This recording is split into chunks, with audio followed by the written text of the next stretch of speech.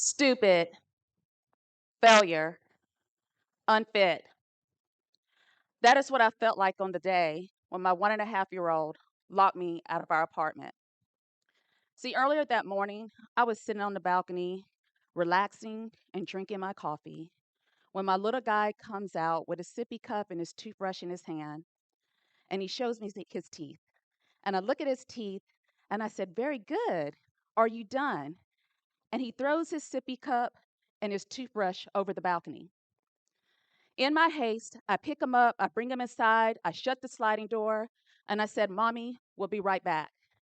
I run down the stairs, I retrieve the items, I apologize to my neighbor, and I run upstairs and I go to open the door, and the door is locked. My toddler has locked me out of our apartment. I hear him on the other side.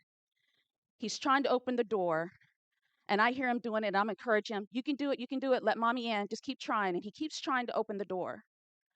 And then he begins to cry, and then he begins to scream for me, and my heart began to sink.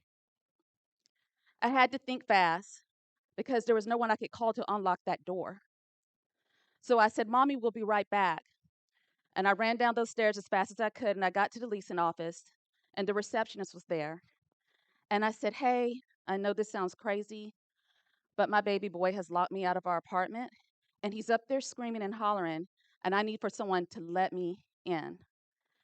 And she proceeds to ask me, "Do you have your identification?" And I said, "No, I don't have my identification. It's locked in the apartment with him."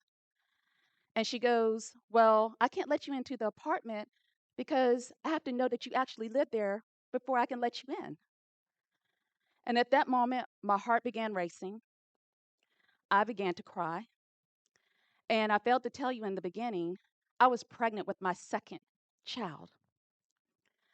So as these thoughts are going through my mind, I have a second child in the way. I can't handle the first one. He's locked me out my apartment. And here I am, and I can't get him out. So I sit down, and I'm there for a couple of minutes trying to figure out how am I going to get to my son. So a manager walks in, and she sees I'm in distress. And she says, "What happened?" And I told her what happened. And she immediately gets a maintenance guy to take me back to my apartment to let me in. So he takes me back, he unlocks the door, I walk in, and it's complete silence. My baby boy is nowhere to be found. I rush to the back of the apartment, and I see that the bathroom door is closed. I go to open the bathroom door, and he has locked me out of the bathroom. So I yell for the maintenance guy, please come pop the lock." He's in the bathroom. I don't hear him. And he unpops the door. I rush in, and there's my little boy deciding that it was also going to be the day that he was going to potty train for mommy.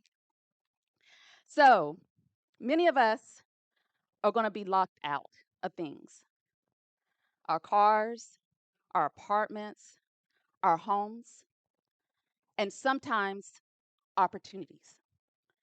Yes, I could have had a key under the mat. I could have had, what do you call those slip covers that you put on the doorknob so a child can't turn a knob or lock you out, but I didn't.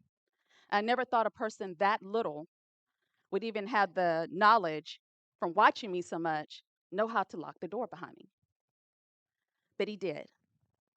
And that was the day that I made a commitment to myself, no matter what opportunity it was, whether it was a good one or one that just happened to me, a bad one, that I needed to be prepared and always have the keys to get on the other side or to at least get my foot in the door. So many of us, we access opportunities in different ways to our dream jobs and our dream lives. And we do it by usually we know someone, we're networking with the right people, or we're at the right place at the right time. But I used to always wonder, how do those things align for some people and not for others? What if it's something new? What if it's something groundbreaking that hasn't been done before and you don't know someone? And then, since you don't know anybody, how do you get the network? How do you get in those circles? How do you even get the invite to be in those people's presence? And then, how do you know you're in the right place at the right time? You literally have to be at the right place at the right time to know that you're at the right place at the right time, right? So, in my career as a professional, public relations professional, I had to start telling my clients that we should not wait for opportunities to present themselves for us.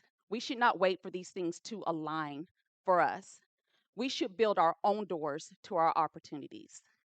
We are the physical framework to those doors. We are the hinges that hold the door in place. We are the doorknob. We can turn it to walk through to the opportunities that we want, or we can turn it to close on opportunities that do not serve us. But we must have the keys as well. And we can create our own keys to get the access to everything that we've ever wanted in life.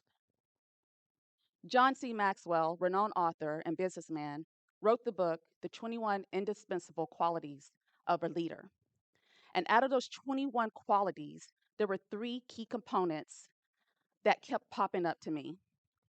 And they were courage, competence, and character. But we need to find out and discuss, why do some people miss out on opportunities? Amanda Rose, a contributing author to the HuffPost Online, wrote this amazing article on why you're missing out on opportunities. And the first one is because you're wasting time. You're scrolling the internet, you're procrastinating, you're in chat rooms, you're shopping online, you're doing all these unproductive things, and life is just passing you by, and you won't even see the opportunity for standing right in front of you. The second thing is you are hanging out with the wrong people. Now, we love being in our comfort zone, and usually our friends and family are the comfort zone. If anything happens to us, we can always go to our family, and they're going to love us like nothing ever happened. They're going to support us like nothing ever happened. That unconditional love that we always seek. And then there's going to be the individuals that are going to be negative around you, and they don't even mean to be negative around you. They just like to tell you things like, oh, I know someone who tried to do that and they didn't do it. Did you see how they failed that bad? What makes you think you can do it if they couldn't do it? So you have those voices that are going back and forth in your head that, oh, I see the opportunity, but maybe it's not right for me, or I'm not going to do it right now. And you miss out on an opportunity. And the next thing is focus. If you're like me and you're a creative entrepreneur, you can see all these things in the world that you can fix. You'll see all these opportunities, and you will join the movement or the organization, and you'll try to do all these things, and you master none of them because you stretched yourself so thin. When you could have just focused on that one thing, you could have just zoned in on that one thing, the end result that you'd have always been looking for. And those things would have unfolded for you, because then you would have also asked for help and shared that opportunity to others so that they could have those opportunities as well. And then the next thing she says is that you're not taking risk. You are so scared to take a risk because you might be breaking the mold. You might be new, never ever was, but you're not ready for it because you don't want to take that risk. And if it doesn't go the way that you want it to go or think that it should go, you're going to miss the opportunity. And then the last thing, fear. Some of us are not even going to open the door when opportunity comes knocking. You're too scared that when you open the door, that the opportunity is going to be that you asked for, and then you're going to be scared because you see all the work, blood, sweat, and tears to maintain it. So you're like, I don't know if I want to find that out. Or opportunity comes knocking on the door for you again, and it's not the opportunity that you were exactly looking for, but you don't want to do the work to build it up, to bring it up to par to what you've always wanted to desire. So you don't do the opportunity. And we'll never know what it was going to be like because you were too scared to open the door. You would never open the door. So the three keys: character, courage, and competence. The first key that I'm going to use is character. And for example, I'm going to use Barack Obama. He was a senator for less than 2 years before he became the president of the United States. A lot of his political opponents and a lot of the media said that he did not have enough political experience to hold the highest and most powerful office in the world. A Gallup poll was done during his election that had all the characteristics that they thought that Americans would like for a president to have. And so when that poll was commenced, an overwhelming 72% said that he could make hard decisions for the country. They also said that he was a strong and decisive leader. They also said that he knew the challenges that most Americans faced daily. They also said that he could get stuff done. And they also said that he shared the values that we share. It was his character that opened the doors to the White House for him, that allowed him and his family to walk through. Key number 2, competence. John C. Maxwell also said, build it and they will come. It is the ability to say it, to plan it, and do it in a manner that people know that you know how to. That key goes to Steve Jobs, the pioneer of the personal computer. He is the most competent entrepreneur that I've ever witnessed in my lifetime. He was brought up by adopted parents. He was a college dropout. He understood how computers worked. He was an expert in video gaming. And when he got the opportunity from his friend Stephen Wozniak to build the Apple I computer, he opened up his garage door. He knew how to do it. He said how to do it. He planned it out. And he and his friend built the computer. He didn't need a big manufacturing company or a warehouse or a distribution center to do something that he knew how to do. That's how competent he was. His colleagues said that he worked with insane greatness. And he would go on and open up the opportunity to the doors of technology where not just big corporations had access to information and things that you could do at the tip of your fingertips, but for ordinary families like yours and mine, where we communicate with our loved ones around the world. We could get information like we want to get the information that we need, help our children with education. He opened up that door for us. Key number 3, courage. Queen Elizabeth II once said, when times seem hard, the courageous do not lie down and accept defeat.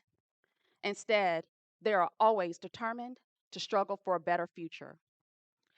Queen Elizabeth II, at the tender age of 11, was being prepped to one day be the Queen of England. She could not have fathomed at the young age of 25 she would have to step into that role at the untimely death of her father. Now, this is where divine opportunity meets preparation because she was being prepared. Yes, it was her royal lineage, it was her royal duty to be in that position. But I don't know about y'all. I have 4 kids now. Yes, I have 4. And 2 of them are over the age of 25, and I don't see them running anything. And when Queen Elizabeth stepped into that position at the age of 25, she didn't do it at an opportunity that was a good opportunity or a good time for her. She was mourning her father. Because she had duty to her country and to the royal family, she seamlessly stepped into her position and she would rule the United Kingdom and all of its territories for over 70 years until she passed at the age of 96. Courage, competence, and character. Barack Obama said, yes, we can. He opened up the White House as the first African American president, and we walked through. Competence. Steve Jobs. He built it and he built it big. And he opened the doors to technology and we walked through. And then Queen Elizabeth II, courage, unwavering courage. Not only would she go on to rule all the territories in the United Kingdom, but she would open up the doors for women to be in positions of power and leadership, and she ruled with feminine, soft power. And we walked through. Those 3 keys, courage, competence, and character, has allowed my family, an ordinary family, the opportunity to show tens of thousands of other ordinary families to live extraordinary lives. My family has helped over 89,000 people across the United States, the United Kingdom, Mexico, and all of the Caribbean have an opportunity to change the trajectory of their families' lives. The simple art of opening a door could be your next breakthrough.